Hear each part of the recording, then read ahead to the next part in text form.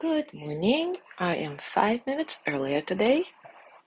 As always, if you're watching in recording, you're welcome to fast forward or stay with us through our hellos. I am going to check the sound now as usual. Good morning, sound. The sound seems to be good. I honestly don't know what happened 2 days ago, why I couldn't make the sound work, but oh well.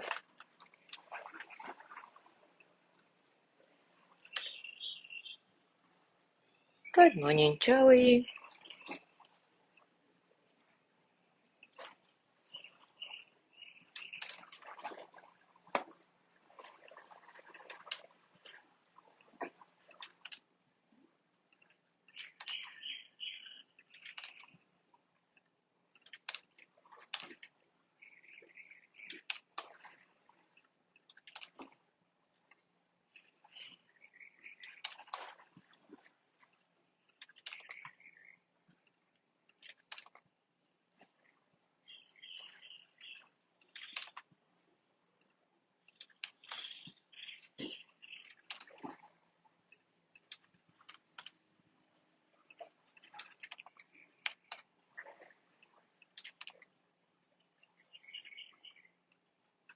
Good morning, Zazu.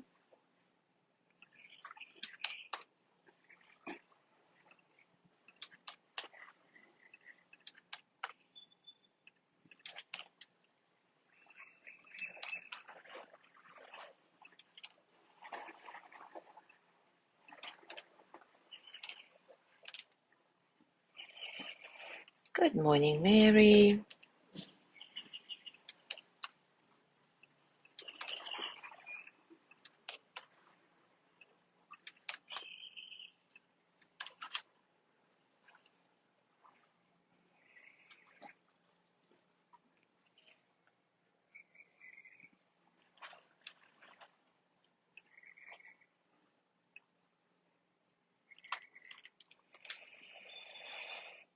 Good morning, Gina.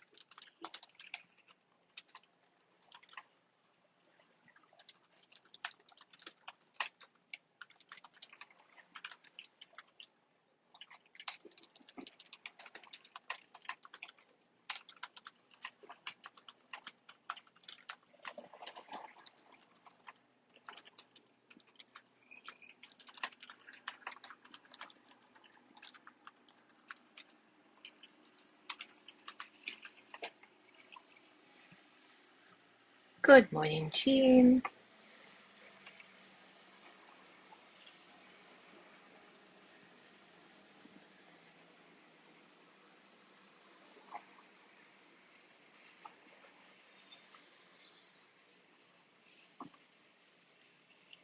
All right, it is time for us to start.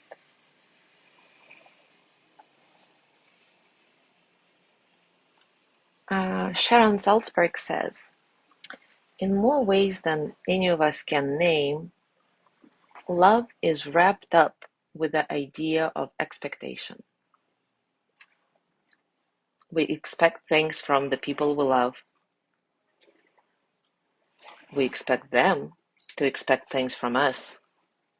We expect things from the feeling of love itself. And while these expectations differ from person to person, there is a sentiment common among most of us when it comes to love.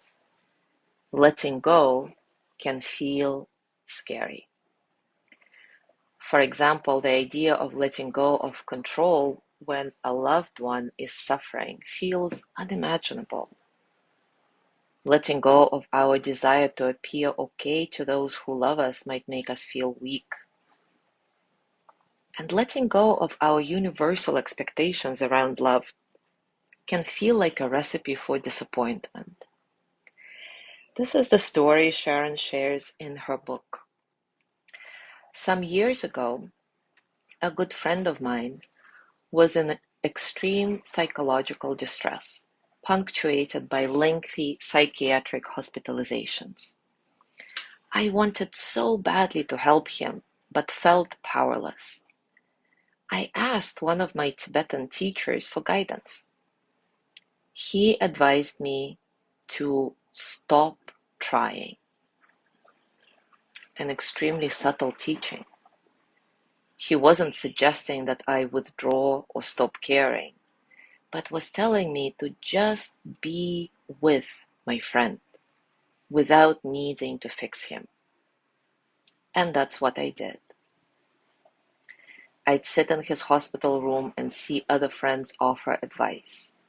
Just take 15 drops of this tincture and you won't be depressed anymore. Or see this healer or try that supplement and you'll be cured. Their advice was given out of love, no doubt. But my sense was that my friend felt somewhat pressured by it.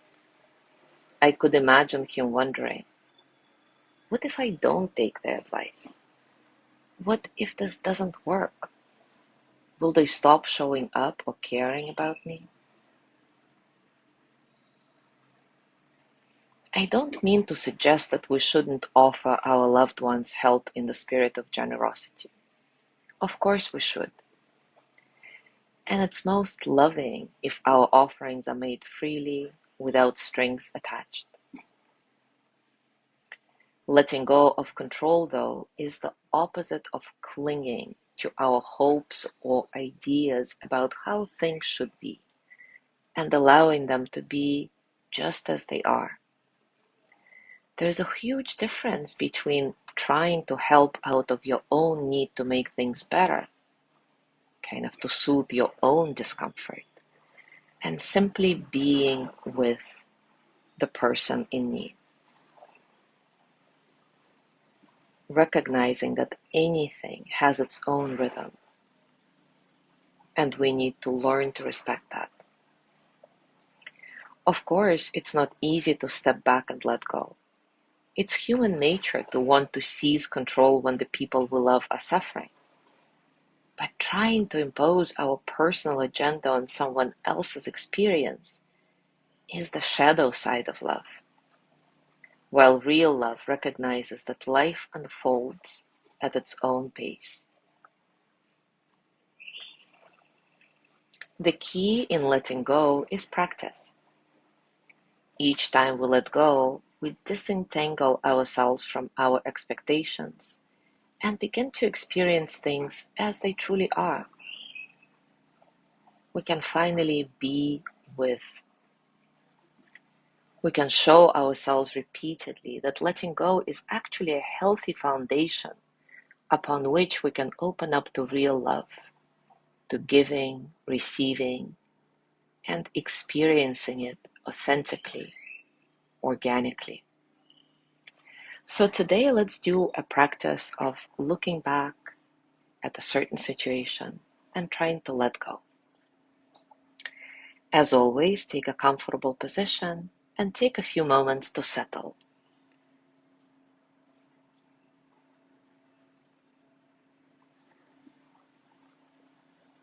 Settle into your body, into your heart, your mind,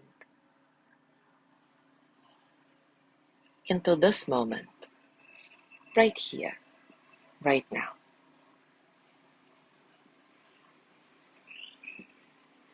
As always, your breath nice and soft, completely natural. See if you can get a sense of spaciousness in your breathing so that all the experiences of the present moment can flow through you as energy without struggle.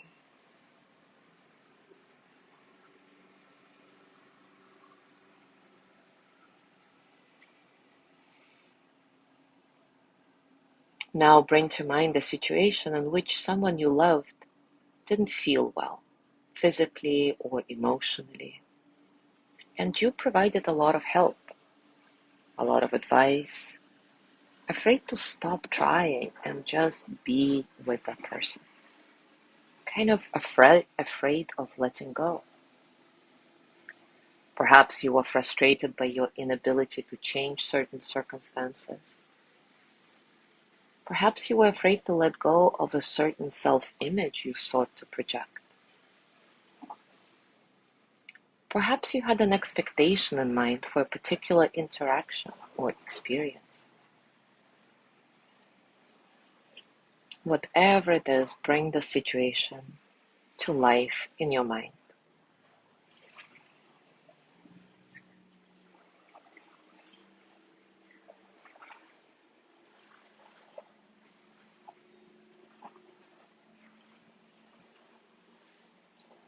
And let's try asking some deep questions about the situation.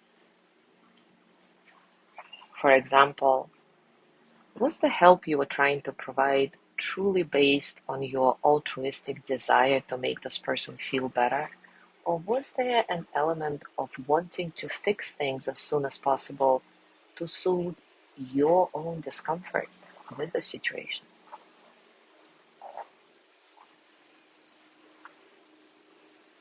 Was there a desire, however subtle, to feel in control?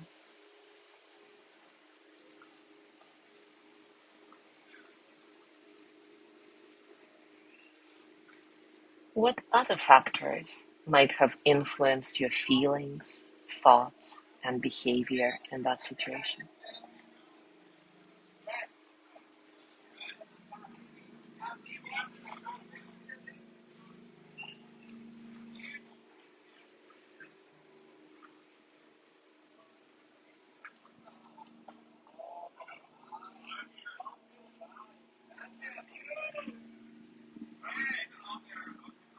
Now let's consider the other person in this dynamic. Were there consequences for you or the other person based on the difficulties you experienced? Did you try to offer help and then express impatience or frustration when you were not able to fix it?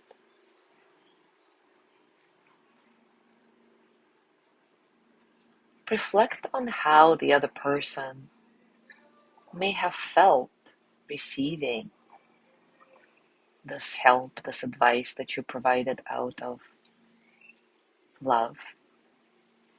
Reflect on how the other person may have been responding to your behavior.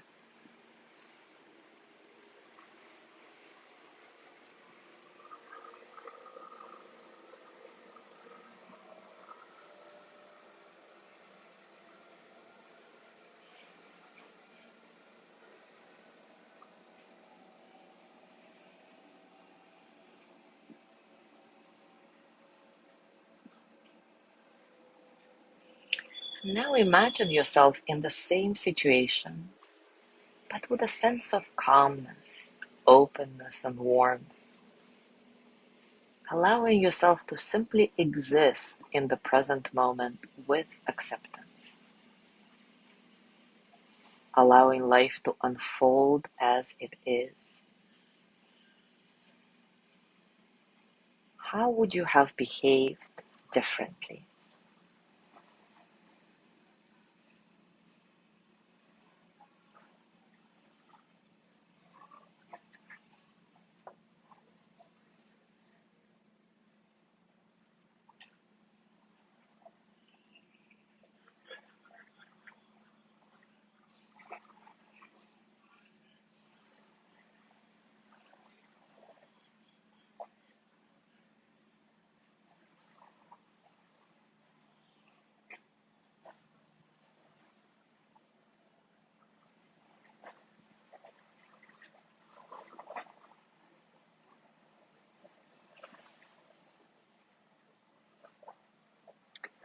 And now let that go and place your hands on your heart, thanking yourself for this deep, powerful work you've just done. We're going to send the energy of loving kindness to that person that you brought to mind for this exercise, and then to yourself. So first, think of that person or maybe say their name and repeat after me silently or out loud. May so and so be filled with loving kindness.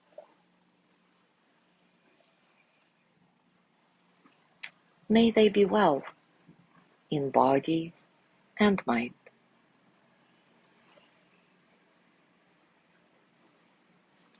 May they feel safe, protected, at ease. May they know deep, natural peace.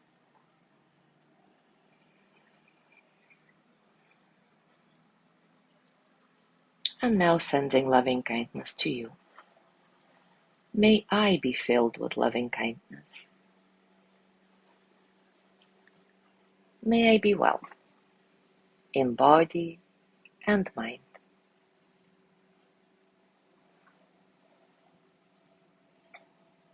May I feel safe, protected, at ease.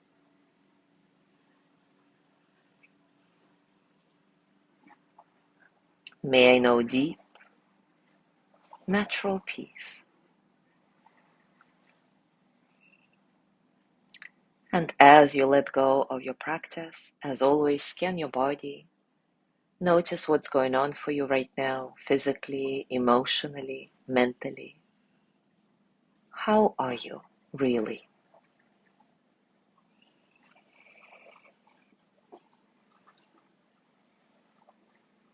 And as you go through your day today, I invite you to continue reflecting on the subtle and yet profound teaching.